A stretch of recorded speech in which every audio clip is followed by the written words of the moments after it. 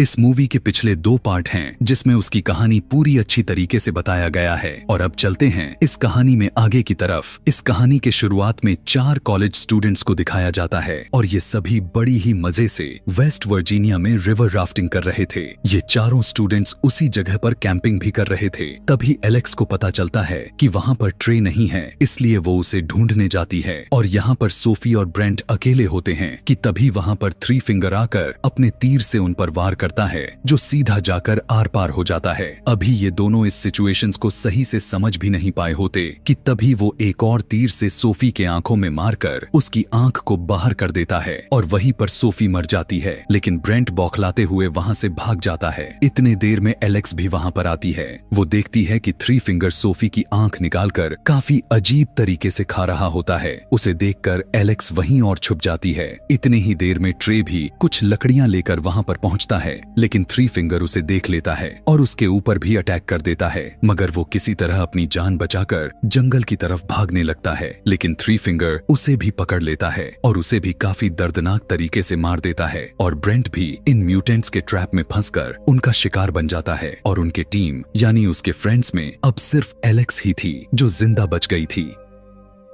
यहाँ से scene shift होता है। इसके बाद वेस्ट वर्जीनिया के जेल को दिखाया जाता है, जहाँ पर उस जेल से कुछ कैदियों को निकालकर दूसरी जगह पर ट्रांसफर करना था और इसकी जिम्मेवारी 3 पुलिस ऑफिसर्स को दी गई होती है। और वो ट्रांसफर होने वाले कैदी 5 थे, जिनमें से ये होता है जेविस, जो माफिया ऑर्गेनाइजेशन का हेड था, और यह सब कुछ उसी के लिए हो रहा था। इन सभी का ट्रांसफर 2 हफ्ते बाद होने वाला था, लेकिन पुलिस वाले को पता चलता है कि जेविस के आदमी रास्ते में ही बस को हाईजैक कर सकते हैं और वो जेविस को छुड़वा कर ले जाएंगे। और यही वजह होती है कि उन्होंने इमरजेंसी ट्रांसफर प्लान किया, साथ में अपना रूट भी चेंज कर दिया। और उनका जो रूट था वो काफी खतरनाक था। यह वही पेपर मिल रूट था। सभी कैदियों को बस में बैठाकर अपने डेस्टिनेशन की तरफ जाने लगते हैं। रास्ते में वे सभी एक पुलिस स्टेशन पर रुक जाते हैं और वहाँ पर उन्हें शेरिफ कार्ल और डेप्यूटी लेन मिलते हैं। और वहीं पर हमें 3 डॉस को भी दिखाया जाता है, जो ये थ्री फिंगर का नेफ्यू है। और ये वही होता है जो इस कहानी के पिछले पार्ट में लास्ट सीन में एक छोटा बच्चा था जिसे थ्री फिंगर फीड कर रहा था। और वो अभी भी इतना बड़ा नहीं हुआ था, लेकिन फिर भी वो इंसान को पकड़ने के लिए ट्रैप सेटअप कर रहा होता है कि तभी वो खुद उस ट्रैप में फंस जाता है। तब थ्री फिंगर आकर उसकी हेल्प करता है, जिसके बाद दोनों अपने ट्रैप को पूरी तरह से सेट करके वहाँ से निकल लेते हैं। दूसरी तरफ वे सभी पुलिस स्टेशन पर रेस्ट करने के बाद अपने मंजिल पर चल पड़ते हैं। पेपर मिल रोड पर आते ही एक ट्रक उनका पीछा करने लग जाता है और वो कोई और नहीं बल्कि थ्री फिंगर ही था। वो सबसे पहले ट्रक के टायर में कंटीली तार को फंसाकर उसे पंचर कर देता है, जिससे वो बस अपने कंट्रोल खोने लगता है और रोड से नीचे गिरकर पलट जाती है। थ्री फिंगर अपनी गाड़ी को रोककर उन्हें देखने के लिए तो जाता है, लेकिन उस समय वो उन पर हमला नहीं करता। यहाँ नीचे पुलिस ऑफिसर सभी कैदियों को बाहर निकालता है और इसी का फायदा उठाकर जेविस उससे उसके गन को छीन लेता है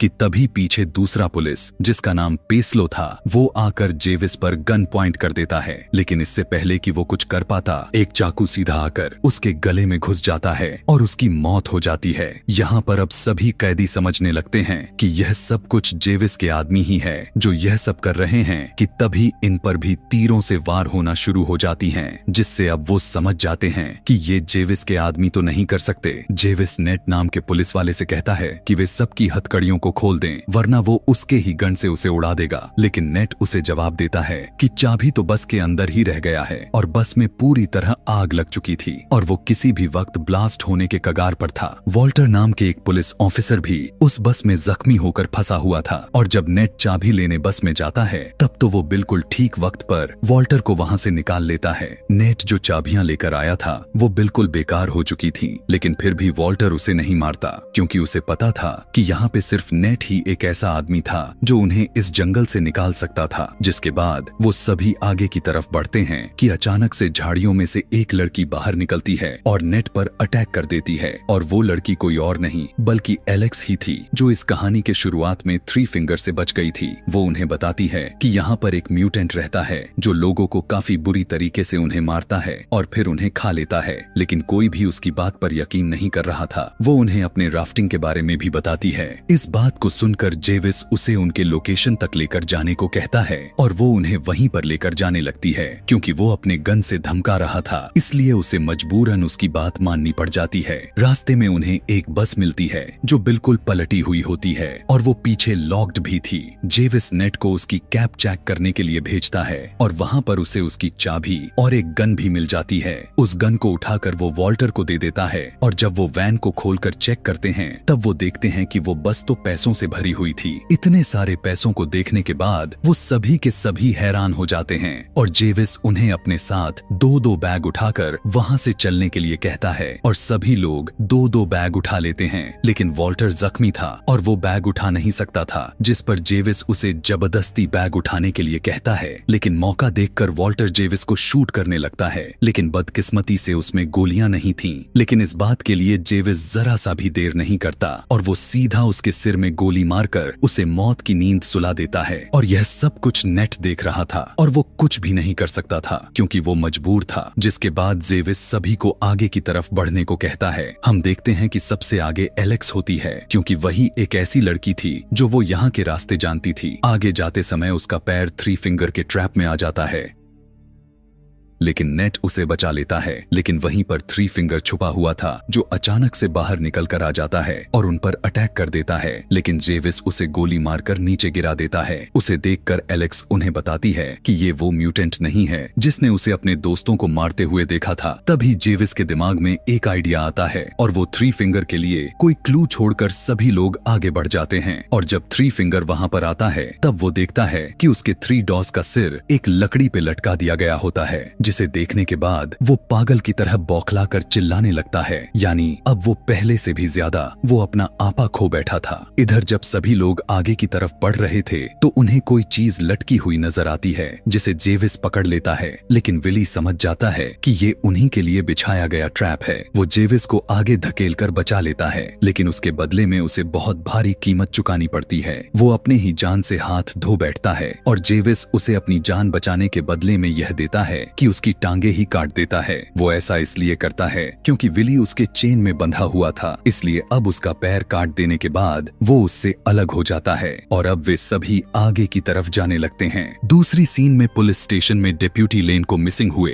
4 स्टूडेंट्स की लीड मिल जाती है और शेरिफ के पास नेट की कोई भी कॉल अभी तक नहीं आई हुई थी, जिससे वो काफी परेशान हो जाता है। वो सोचने लग जाता है कि शायद किसी ने उसके बस को हाईजैक कर लिया है, इसलिए वो उन सभी को ढूंढने के लिए निकल पड़ता है और लेन उन कॉलेज स्टूडेंट्स को ढूंढने के लिए दूसरी तरफ जाती है। दूसरी तरफ वे सभी के सभी एक टूटी फूटी हुई पुरानी केबिन में पहुंच जाते हैं, जहां पर कुछ टूल्स उन्हें मिल भी जाते हैं और उसकी मदद से वो अपने अपने जंजीरों को काट लेते हैं। जब वे सभी थोड़ा और आगे बढ़ते हैं तब उन्हें थ्री फिंगर का ट्रक नजर आता है। हालांकि उन सभी को यह पता था कि उन सभी के लिए यह बिछाया गए एक ट्रैप है, लेकिन फिर भी जेविस किसी का जान का परवाह न करते हुए अपने आदमियों में से एक आदमी को आगे की तरफ भेजता है। जैसे ही उसका आदमी थ्री फिंगर के ट्रक के पास जाता है, थ्री फिंगर उसे अपने कंटीली वायर में फंसाकर ट्रक को वहां से लेकर जाने लगता है और उस आदमी को बहुत बुरी तरीके से सड़क पर घसीटता है। थ्री फिंगर तब तक ऐसा करता है कि जब तक उस कैदी वाला आदमी का जान नहीं निकल जाता कि तभी यहाँ पर पीछे से फायदा उठाकर फ्लॉयड जेविस पर हमला कर देता है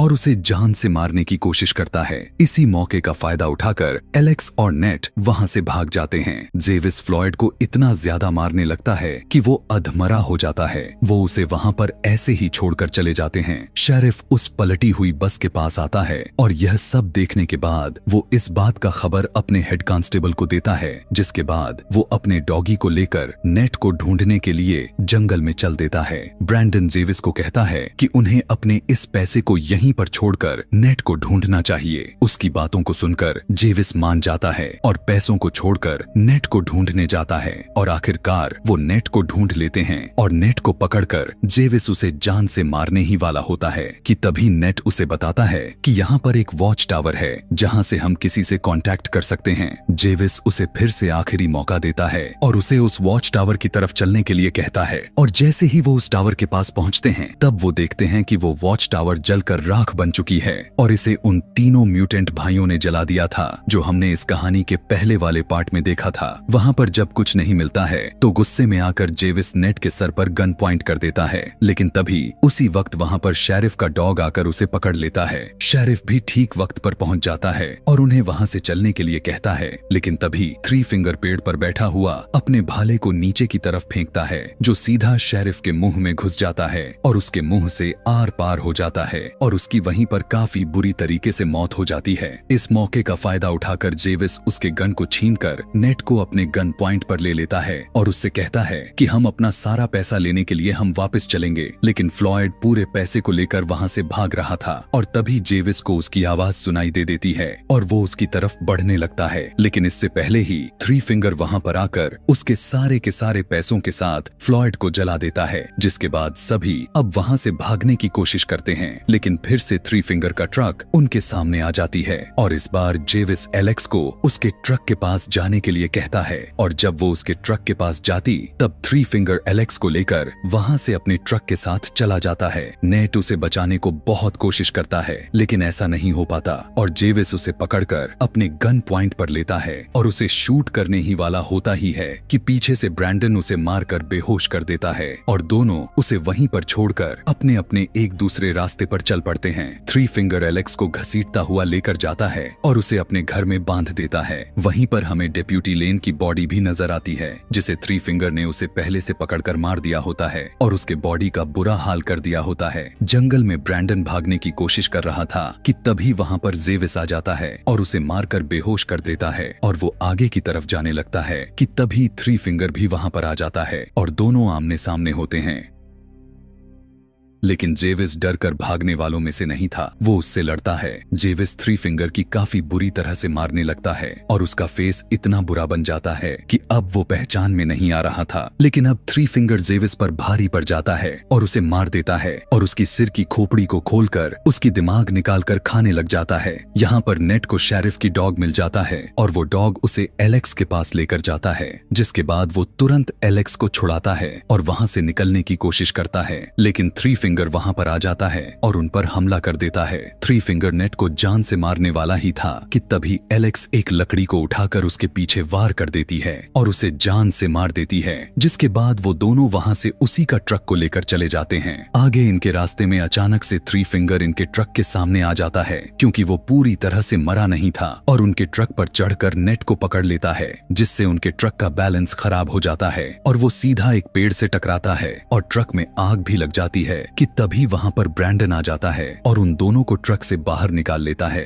लेकिन थ्री फिंगर इतनी आसानी से उन्हें वहां से जाने नहीं देने वाला था और वो दोबारा से इन पर हमला कर देता है। लेकिन इस बार नेट उसी का टूल से उसके सर में सीधा घुसा देता है और उस जले हुए ट्रक पर थ्री फिंगर को फेंक देता है। थ्री फिंगर के साथ ट्रक पूरी तरह से ब्लास्ट हो जाता है। नेट ब्रैंडन को आजाद कर देता है और उसे वहां से जाने देता है। अगले दिन उनकी पूरी पुलिस की टीम वहां पर पहुंचती है और नेट और एलेक्स दोनों की जान बच जाती है। अब कुछ दिन बीतते ही नेट उन पैसों के लालच में उस ट्रक के पास दोबारा से आता है, लेकिन तभी कोई पीछे से वार करके उसे मार देता है और वो कोई और नहीं बल्कि ब्रैंडन ही था, जिसे नेट ने उस पर विश्वास के साथ उसे आजाद कर दिया था। अब वो उसके पैसों को उठाने लगता है कि तभी वहीं पर एक और म्यूटेंट आ जाता है और उसे भी मौत की नींद सुला देता है। यहाँ पर किसी को भी नहीं पता था कि ये म्यूटेंट आखिर कौन था और इसी के साथ यह कहानी यहीं पर समाप्त हो जाती है। अगर आप जानना चाहते हैं कि ये अनजान म्यूटेंट आखिर है कौन, तो नीचे दिए गए कमेंट में पार्ट 4 लिखना ना भूलें। Thanks for watching.